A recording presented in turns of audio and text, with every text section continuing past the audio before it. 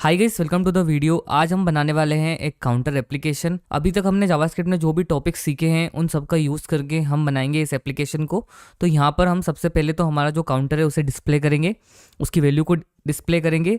और यहाँ पर हम रखेंगे 3 बटन। एक तो होगी हमारी इंक्रीमेंट बटन, जिस पर अगर हम क्लिक करते हैं तो हमारी काउंटर की जो वैल्यू है वो बढ़ेगी। एक होगी हमारी डिक्रीमेंट बटन, अगर हम डिक्रीमेंट बटन पे क्लिक करेंगे तो जो हमारी काउंटर की वैल्यू है वो डिक्रीज़ होगी, देखिए। एंड एक है हमारी रीसेट बटन, अगर मैं रीसेट पे क्लिक करूँगा तो हमारी जो काउंटर की वैल्यू है वो हो जाएगी 0। तो इस तरीके से हम एक इंटरेक्टिव सी एप्लीकेशन बनाने वाले हैं with the help of JavaScript. तो क्योंकि आपको मैंने बता रखा है कि HTML और CSS से सिर्फ हम हमारे वेब पेज का डिज़ाइन करते हैं, मतलब उसका स्ट्रक्चर बनाते हैं। बट अगर हमें उसे डायनामिक बनाना है, उसमें जान डालनी है, तो हमें यूज़ करनी होती है जावास्क्रिप्ट। तो आज हम देखेंगे कि हम जावास्क्रिप्ट से ये सारी चीज़ें कैसे करेंगे, कैसे इस बटन पर क्लिक करेंगे और कैसे इस काउंटर की वैल्यू को इंक्रीज, डिक्रीज और रीसेट करेंगे। तो आइए स्टार्ट करते हैं बिना किसी देरी के। सबसे पहले आप ओपन कर लीजिए अपने VS कोड को, तो एक नई विंडो खुल जाएगी VS कोड की। यहाँ से आप जिस भी फोल्डर में या फिर जहाँ पर भी अपनी एप्लीकेशन बनाना चाहते हैं, मतलब इस कोड को लिखना चाहते हैं, उस फोल्डर को ओपन कर लीजिए। तो मैं यहाँ पे ओपन करूँगा और जो भी मेरा डिज़ायर्ड फोल्डर है उसे मैं यहाँ पर ओपन कर लूँगा। और एक और चीज़ करते हैं कि जो हमारा ब्राउज़र है और हमारा VS कोड है, इन दोनों को साइड बाय साइड खोल लेते हैं। तो मैंने दोनों को साइड बाय साइड खोल लिया है। अब हमारा नेक्स्ट टास्क है कि हमें क्रिएट करनी है हमारी फाइल्स। सबसे पहले हम यहाँ पर आएंगे और इस फाइल वाले आइकन पर क्लिक करेंगे। यहाँ से हमें बनानी है सबसे पहले हमारी HTML वाली फाइल, तो हम करेंगे index.html। देन हम क्रिएट करेंगे हमारी स्टाइल्स वाली फाइल, तो हम करेंगे styles.css। देन क्रिएट करेंगे हम हमारी जावास्क्रिप्ट वाली फाइल, तो हम करेंगे script.js। तो इस तरीके से जो हमारी तीनों फाइल्स है वो क्रिएट हो चुकी है। अब हमें HTML का बेसिक स्ट्रक्चर क्रिएट करना है, तो हम यहाँ पर शिफ्ट के साथ जो हमारा 1 वाली बटन है उसको दबाएंगे तो एक्सक्लेमेशन मार्क लगेगा। एंटर प्रेस करेंगे तो बेसिक स्ट्रक्चर हमारा HTML का हमें मिल जाएगा। अब हमें लिंक करनी है हमारी स्टाइल वाली फाइल को HTML वाली फाइल में, तो हम यहाँ पर सिंपली लिंक वाला टैग लगाएंगे। एंड इसके href में हम दे देंगे styles.css, जो हमारी फाइल का नाम है। एंड इसकी बॉडी में हमें लिंक करनी है हमारी जावास्क्रिप्ट वाली फाइल, तो हम यहाँ पर स्क्रिप्ट टैब लगाएंगे। इसका सोर्स देंगे, सोर्स दे देंगे हम इसको स्क्रिप्ट, जो हमारी फाइल का नाम है script.js। एंड इस टैग को बंद कर देंगे। तो इस तरीके से जो हमारी तीनों फाइलें अब आपस में कनेक्टेड हो चुकी है। अब हमें बनाना है बेसिक स्ट्रक्चर, जिसमें हम एक तो बैकग्राउंड डालेंगे, बटन्स बनाएंगे और ये काउंट बनाएंगे। ये वाली एप्लीकेशन जो मैंने बना रखी है और ऑलरेडी उसका डिज़ाइन है। अभी हम यहाँ से स्टार्ट करेंगे, तो हम यहाँ पर राइट क्लिक करेंगे और उस पर करेंगे ओपन विथ लाइव सर्वर। तो देखिए जो हमारा करंट वेब पेज है जो कि बिल्कुल एम्प्टी है, क्योंकि हमारा ये वाला HTML बिल्कुल एम्प्टी है, इसलिए यहाँ पर एक नया वेब पेज ओपन हो चुका है। सबसे पहले तो हम यहाँ पर H1 टैग लगाएंगे। तो हम इस H1 टैग में लिखेंगे हमारी एप्लीकेशन का जो भी नाम हम चाहते हैं वो लिख सकते हैं, या फिर अगर आप चाहें इसको नहीं भी रखना तो भी चलेगा। तो यहाँ पर मैंने लिख दिया है काउंटर एप्लीकेशन। इसको कुछ भी स्टाइल नहीं करेंगे, इसको जैसा है वैसा ही रहने देंगे। अब हम यहाँ पर एक लेबल टैग लगाएंगे, जिसमें जो लेबल होगा हमारा जो काउंट होगा उसका ये लेबल होगा। तो इसमें जो 4 वाली वैल्यू उसको हम दे देंगे काउंटर से, हम जिसमें हम काउंटर हमारा शो करेंगे उसकी हम ID देंगे काउंटर, इसलिए हमने इसको बोला 4, क्योंकि ये उसके लिए काउंटर, उसके लिए एक लेबल होगा। तो यहाँ पर हम लिख देंगे सिंपली काउंट, तो ये एज अ लेबल ट्रीट करेगा यहाँ पर उसको। एंड अब यहाँ पर हम एक स्पैन टैग लगाएंगे। स्पैन टैग में हम ID देंगे और उसकी ID दे देंगे हम काउंटर अभी के लिए। इस स्पैन टैग को क्लोज कर देंगे और यहाँ पर अभी के लिए हम जो हमारी इनिशियल वैल्यू है काउंट की 0, उसको सिंपली यहाँ पर असाइन कर देंगे। तो देखिए यहाँ पर आपको छोटा सा दिखेगा काउंट 0। अभी हम इसको स्टाइल करेंगे अच्छे से। अब हम एक लाइन ब्रेक कर देते हैं, तो हम यहाँ पर लगाएंगे हमारे BR टैग को, तो जो हमारा लाइन ब्रेक है वो हो जाएगा। अब हम यहाँ पर 3 बटन क्रिएट करनी है हमें। सबसे पहली हमारी बटन होगी जिससे हम इंक्रीमेंट करेंगे, तो हम इसमें लिख देंगे, हम यहाँ पर बटन टैग लगाएंगे और उसका टाइटल हम दे देंगे इंक्रीमेंट। एक और बटन लगाएंगे जिससे हम डिक्रीज़ करेंगे हमारे काउंटर की वैल्यू को, तो उसका नाम हम दे देंगे डिक्रीज़। एंड एक और बटन होगी जिससे हम रीसेट करेंगे हमारे काउंट की वैल्यू को, तो हम यहाँ पर एक और बटन टैग लगाते हैं और इसका टाइटल हम दे देते हैं रीसेट। अभी हम इन बटन्स को कोई भी ID नहीं दे रहे हैं, क्योंकि आज हम यूज़ करने वाले हैं बटन की ऑन क्लिक प्रॉपर्टी को, और उसमें हम पास करेंगे हमारे फंक्शन को। पिछली वीडियो में हमने बटन को गेट एलिमेंट बाय ID करा था। अगर आपने पिछली वीडियो नहीं देखी है तो आप देख सकते हैं, उसमें भी हमने बहुत अच्छी एप्लीकेशन बनाई है। अभी के लिए हमने यहाँ पर लेबल बनाया है, एक काउंटर डिस्प्ले करने के लिए एक स्पैन दिया है, और 3 बटन बनाई है, इंक्रीमेंट, डिक्रीज और रीसेट। एक सेकेंड, जो डिक्रीज है इसका नाम हम दे देते हैं डिक्रीमेंट, जो वो थोड़ा सा ज़्यादा अच्छा लगेगा, तो मैंने यहाँ पर इसका नाम दे दिया है डिक्रीमेंट। तो देखिए हमारी यहाँ पर 3 बटन क्रिएट हो चुकी है।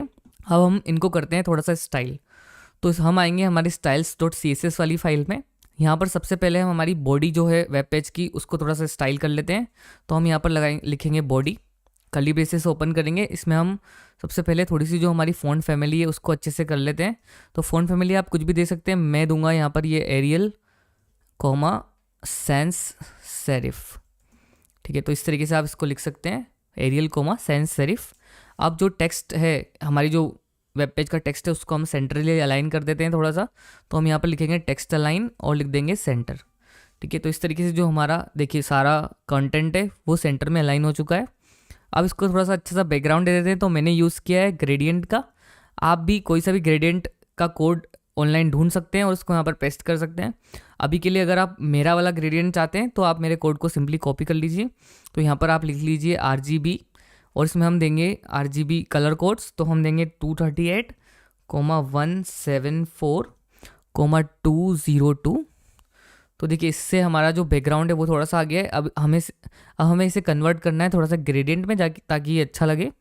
तो मैं यहाँ पर फिर से एक और वापस प्रॉपर्टी लिखूँगा बैकग्राउंड की, और इसको हमें सेमी कोलन से ख़त्म बंद करना पड़ेगा। तो यहाँ पर हमने बैकग्राउंड प्रॉपर्टी लगाई। अब इसमें हम देंगे ग्रेडियंट। तो CSS में एक फंक्शन होता है रेडियल ग्रेडियंट, तो हम इसको लिखेंगे यहाँ पर रेडियल ग्रेडियंट। यहाँ पर हम इसकी प्रॉपर्टी दे देंगे सर्कल, और इसमें हम कलर पास कर देंगे RGBA 238,174,202, और इसकी जो ओपेसिटी है उसको हम पूरी रखना चाहते हैं, इसलिए 1 कर देंगे। जो लास्ट वाला होता है वो हमारा ओपेसिटी का होता है। और इसके आगे आपको लिखना है 0%, कॉमा लगाना है, फिर से RGBA देना है, और इसके अंदर हम देंगे हमारे कलर कोड को। और इसमें हम कलर कोड देंगे 148, 187, 233 एंड 1, एंड इसको हम रखेंगे 100%। तो इस तरीके से देखिए हमारा नाइस ग्रेडियंट आ चुका है हमारी एप्लीकेशन में। अगर आपको ये ग्रेडियंट पसंद नहीं आ रहा है तो आप कुछ और ग्रेडियंट का कोड ऑनलाइन उठा लीजिए और इसमें डाल देना, ये कोई ज़्यादा बड़ी बात नहीं है। अब हमें स्टाइल करना है, जो हमारा काउंटर एप्लीकेशन वाला टेक्स्ट है उसको थोड़ा सा स्टाइल कर देते हैं, उसका थोड़ा कलर बदल देते हैं। तो हम यहाँ पर लगाएंगे H1, कर्ली ब्रेसेस ओपन करेंगे और उसका कलर दे देंगे यहाँ पर हम #333। अब हमें स्टाइल करना है जहाँ पर हम हमारा काउंट डिस्प्ले कर रहे हैं उसे। सबसे पहले उसके लेबल को थोड़ा सा स्टाइल करते हैं। तो हम यहाँ पर लगाएंगे हमारा लेबल टैग, और हम यहाँ पर इसकी फ़ॉन्ट साइज़ को थोड़ा सा चेंज कर देते हैं। तो हम इसकी फ़ॉन्ट साइज़ है वो दे देते हैं 24 पिक्सल की। तो हम यहाँ पर लिख देंगे 24 पिक्सल। इसकी मार्जिन राइट दे देते हैं थोड़ी सी, इसमें मार्जिन राइट हम दे देते हैं 10 पिक्सल की। देखिए तो थोड़ा सा स्पेस बन गया है हमारे लेबल और जो हमारी एक्चुअल काउंट की वैल्यू है उसमें। अब हमें हमारे जो काउंटर है मेन, जो जहाँ पे हम हमारे काउंटर की वैल्यू को डिस्प्ले करने वाले हैं, जहाँ पर हमारा 0 डिस्प्ले हो रहा है, उसे थोड़ा सा स्टाइल करना है। हमने index.html में हमारे जो काउंटर है उसको एक ID दी है काउंटर, इसलिए हम इस ID का यूज़ करेंगे और उसको उस ID के थ्रू ही स्टाइल कर देंगे। तो हम यहाँ पर लिखेंगे #counter। ठीक है, तो हमने उस ID को सेलेक्ट कर लिया है। अब हमें यहाँ पर इसको कर देंगे, इसका डिस्प्ले कर देंगे इनलाइन फ्लेक्स। इसकी जो फ़ॉन्ट साइज़ है उसको हम दे देंगे 48 पिक्सल, एंड इसका जो फ़ॉन्ट वेट है उसको हम कर देते हैं बोल्ड, एंड इसका जो बैकग्राउंड कलर है उसको हम दे देते हैं वाइट। यहाँ पर वाइट हो गया। अब इसमें थोड़ी सी पैडिंग देनी पड़ेगी हमें ताकि थोड़ा अच्छा दिखे। तो हम इसमें पैडिंग दे देंगे टॉप बटन से 10 पिक्सल की, और लेफ़्ट राइट से हम दे देंगे इसमें 15 पिक्सल की पैडिंग। तो इस तरीके से देखिए उसमें नाइस अच्छी सी पैडिंग आ चुकी है। इसको थोड़ा सा बॉर्डर रेडियस दे देते हैं।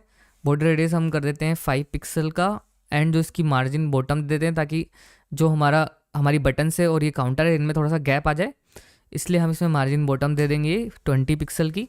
अगर आप इसको अलग तरीके से स्टाइल करना चाहें तो वैसे भी कर सकते हैं, क्योंकि हमारा मोटिव ये है कि हम जावास्क्रिप्ट की फंक्शनलिटी सीखें कि हम जावास्क्रिप्ट से कैसे इसको फंक्शनल बनाएंगे। स्टाइल करना हमारा मोटिव नहीं है, फिर भी मैं आपको स्टाइल बता रहा हूँ। अगर आप चाहें तो इसको अलग तरीके से भी स्टाइल कर सकते हैं। अब हम स्टाइल करेंगे हमारी बटन्स को। तो हम बटन्स को कोई ID नहीं देंगे, हम डायरेक्टली, क्योंकि हमारे पास सिर्फ 3 बटन्स है तो इन बटन्स को डायरेक्टली एक्सेस कर लेते हैं with the help of their tag name. तो हम यहाँ पर लिखेंगे बटन, ठीक है, क्योंकि उस एलिमेंट को हम डायरेक्टली सेलेक्ट कर लेंगे उसके नाम से। हम यहाँ पर लिखेंगे, इसकी फ़ॉन्ट साइज़ कर देते हैं, थोड़ी सी बढ़ा देते हैं, हम इसको 16 पिक्सल कर देंगे फ़ॉन्ट साइज़ को। एंड इसकी जो पैडिंग है उसको मैं दे देता हूँ 10 पिक्सल एंड 20 पिक्सल, ठीक है। एंड इसकी जो मार्जिन है उसको हम 5 पिक्सल कर देते हैं ताकि बटन्स में थोड़ा थोड़ा गैप आ जाए आपस में। एंड इसका जो बैकग्राउंड कलर है वो हम दे देते हैं, आप यहाँ पर ये कोड कॉपी कर सकते हैं या फिर जो आप अपना खुद का कलर चाहें वो भी लिख सकते हैं। तो हम यहाँ पर लिखेंगे 349 8 dB, तो इससे ये अच्छा वाला कलर आ जाएगा इसमें। इसका जो टेक्स्ट कलर है उसको चेंज कर देते हैं, उसको हम कर देते हैं वाइट। एंड जो इसकी बॉर्डर है उसको हटा देते हैं क्योंकि ब्लैक बॉर्डर अच्छी नहीं लग रही, नन कर देते हैं। और हम कर देते हैं इसका बॉर्डर रेडियस थोड़ा सा, हम देंगे इसमें बॉर्डर रेडियस 5 पिक्सल का, इसमें थोड़ा सा बॉर्डर रेडियस दे देते हैं। तो देखिए हमारी बटन्स अच्छे से राउंडेड हो गई है और बहुत सुंदर लग रही है। तो अभी हमारी जो एप्लीकेशन है बेसिक, वो हमने इसको स्टाइल कर लिए। अगर आप चाहें इन बटन्स पे तो होवर इफेक्ट भी दे सकते हैं। एक सेकेंड, हम इसमें कर्सर पॉइंटर भी देंगे ताकि जो हमारी बटन्स है अगर हम उस पर कर्सर ले जाएंगे तो हमारा वो एज अ पॉइंटर दिखेगा, ठीक है। एंड इसमें थोड़ा सा होवर इफेक्ट भी दे देते हैं बटन। एंड इसका जो बैकग्राउंड कलर है उसको हम चेंज कर देते हैं #2980B9। तो देखिए इसका थोड़ा डार्क शेड आ रहा है जैसे ही हम इस पर होवर कर रहे हैं। तो इस तरीके से हमारी एप्लीकेशन स्टाइल हो चुकी है। अब देखिए अगर मैं इस इंक्रीमेंट पे क्लिक करूंगा या फिर इस डिक्रीमेंट वाली बटन पे क्लिक करूंगा या रीसेट पे क्लिक करूंगा तो कोई भी एक्शन परफॉर्म नहीं हो रहा है, क्योंकि अभी हमने सिर्फ उसका जो स्ट्रक्चर है वो रेडी करा है, इसमें फंक्शनलिटी नहीं डाली। फंक्शनलिटी हम डालेंगे जावास्क्रिप्ट से। तो हम आ जाते हैं हमारी script.js फाइल में। सबसे पहले यहाँ पर हमें, आपको पता है कि हम क्या करते हैं, सबसे पहले हमारे जो HTML के एलिमेंट्स हैं उनको सेलेक्ट करते हैं, ठीक है। अभी हमारा पहला टास्क ये है कि हमें जो हमारा काउंट वाली वैल्यू है ये 0, ठीक है, यहाँ पर हमें हमारी इस वैल्यू को बढ़ाना है, मतलब इस वैल्यू को चेंज करना है। तो जिस भी एलिमेंट को हमें चेंज करना है उसको हमें सेलेक्ट करना पड़ता है, मतलब उसको हमारी जावास्क्रिप्ट वाली फाइल में एक्सेस करना पड़ता है।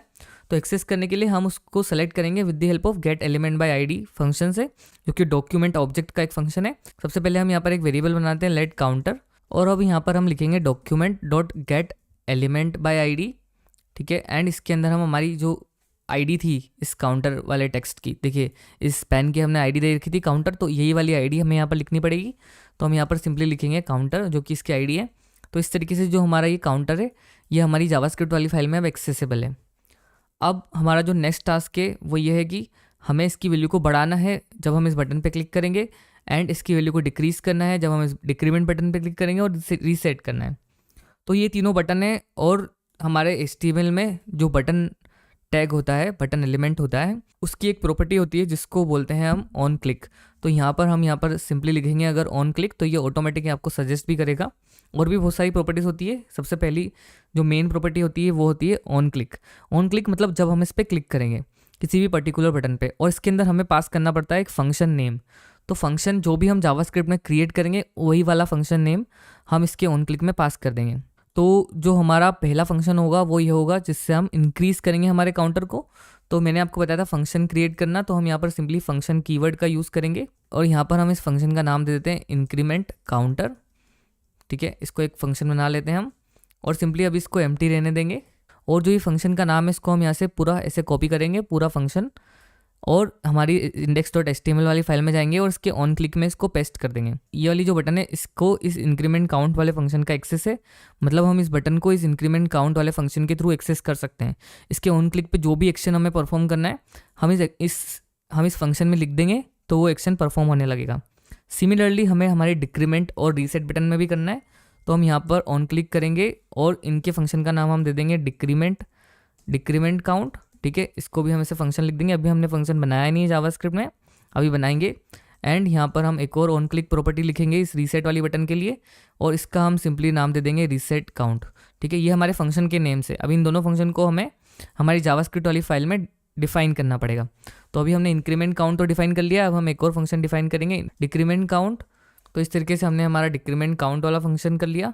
अब हमें हमारा जो रीसेट काउंट है वो करना है, तो हम लिखेंगे फंक्शन रीसेट काउंट।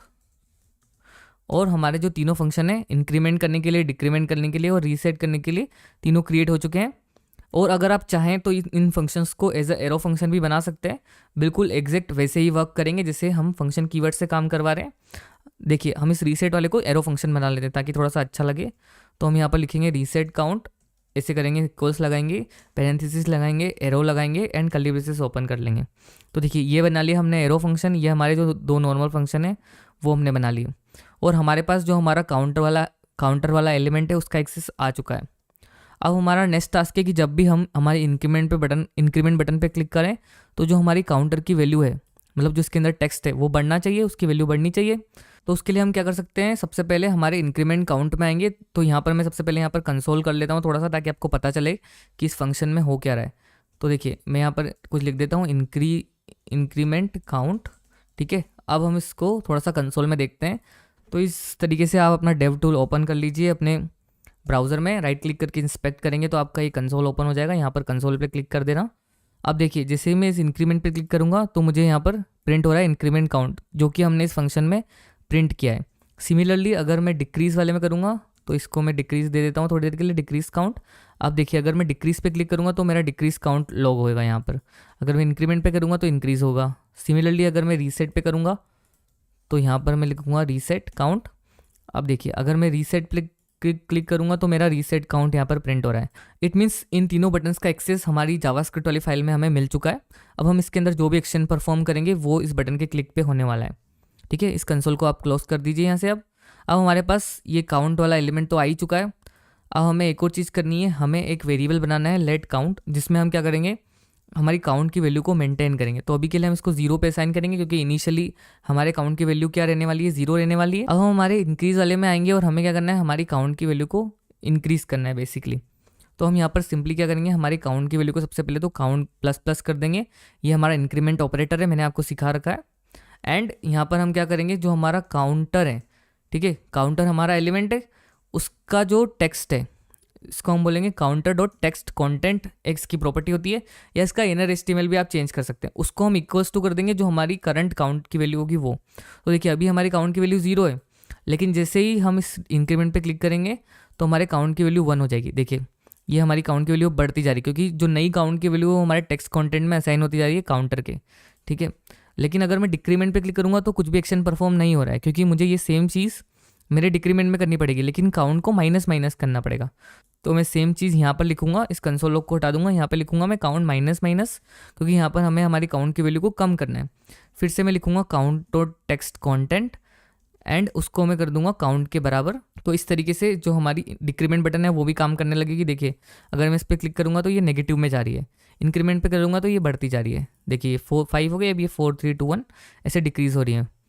अब सिमिलरली हमें हमारे काउंट को रीसेट करना होगा। तो रीसेट मतलब हमारे काउंट की वैल्यू को हमें 0 पे असाइन करना है। तो हम यहाँ पर सिंपली लिखेंगे काउंट इक्वल्स टू 0 एंड जो हमारा काउंटर का टेक्स्ट कंटेंट है उससे हमें चेंज करना है। तो हम यहाँ पर सिंपली लिखेंगे counter dot text content equals to count की जो भी वैल्यू है। तो काउंट की वैल्यू को हमने 0 असाइन करा है, इसलिए हम यहाँ पर काउंट की वैल्यू इसमें असाइन कर देंगे। तो देखिए अभी मैं इंक्रीज़ करता हूँ, रीसेट करूँगा तो 0 हो जाएगा, डिक्रीज़ करूँगा तो कम होने लगेगी, रीसेट करूँगा तो फिर से 0 हो जाएगा।